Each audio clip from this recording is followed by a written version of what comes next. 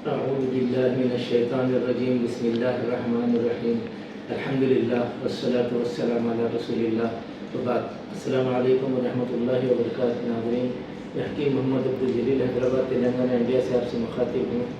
آج جس مرض کے تعلق سے ہمیں گفتگو کرنی ہے اس کا نام ہے ہچکی.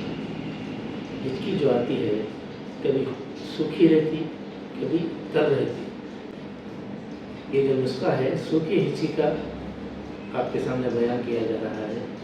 9 ماہ سے مصری لیجئے اور 9 ماہ سے اسرگل کی بھوسی، یہ دونوں کو گرم دودھ میں، گائے کا دودھ اگر ملے تو بہتر ہے، ورنہ جو بھی دودھ اس میں ڈالیے.